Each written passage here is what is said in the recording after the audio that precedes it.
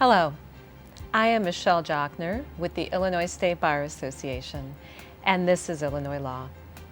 Our topic today is child support enforcement remedies, and our guest is Mr. Norris A. Stevenson, who is a Deputy Administrator of the Division of Child Support Services of the Illinois Department of Health Care and Family Services.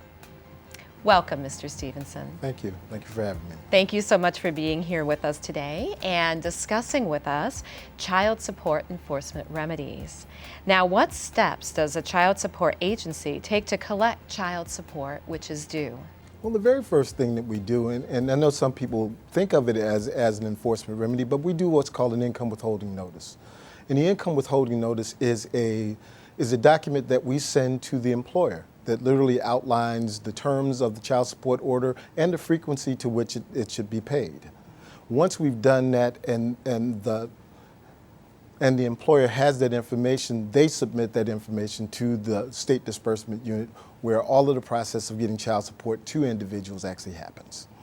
Okay, so when the income withholding order is unsuccessful and child support becomes past due, then what happens? Well, we have a series of things that we call administrative enforcement remedies that we use. And I'll outline a couple of those for you, some of which include liens on property, passport denials, driver's license suspensions, income tax intercepts, which is one of the more common ones that you hear about. And all of those can be utilized when an individual has failed to pay his child support. Now, part of what happens, though, is that they don't happen automatically. Before we take any of those remedies, we actually send the individual obligor what we call a notice of intent. And that notice of intent literally outlines to him that we are contemplating taking some of these enforcement remedies against him to pay the past due support that hasn't been paid. Once we've done that, they get the opportunity to contact us and tell us whether or not they think that we're right in the actions that we're taking, or to make some arrangements to have the payments that they were behind actually done. Okay, so now is the child support agency required to go back into court to enact its enforcement remedies? The administrative remedies, no. I mean, through PEROR, which is the Personal Work Opportunity and Reconciliation Act that was passed by the federal government, it provides the child support agency with a gamut of tools that it can actually use to go forth and do collection activities. And most of those don't require us to go through the courts to get those done. We literally have to notice the individual and move forward to do those. Okay, so now are there thresholds which trigger the use of by you of enforcement remedies? Sure they are. For just the basic remedies, and basic remedies include things such as income tax interception, things like that. The threshold for us to take any of that kind of action is $150 on TANF and foster care, cases that have a public assistance tinge to them. On other cases, non-assistance cases, the threshold for enacting those remedies is $500.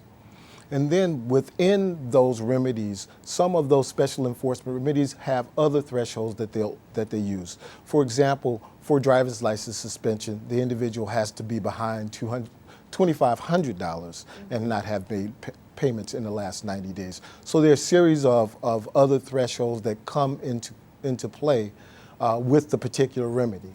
But all of those start with the notice of intent to pursue that I suggested to you earlier.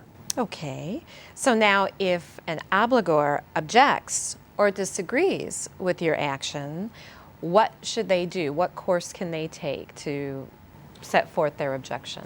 In many of the remedies that we do, there are steps that are laid out on that notice. So if an individual disagrees with the balance that we say that we're pursuing, they have an opportunity to contact us and literally work with us to clear up that.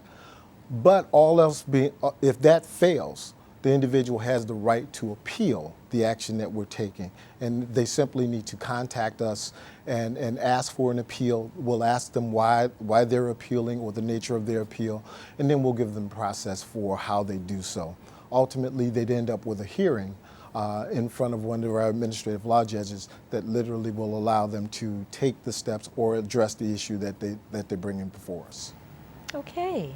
Well, Mr. Stevenson, thank you so very much for joining us today. Very informative. We very much appreciate it. Thank you very much. And thank you to all of our viewers for joining us for this segment of Illinois Law. We hope to see you again. Thank you.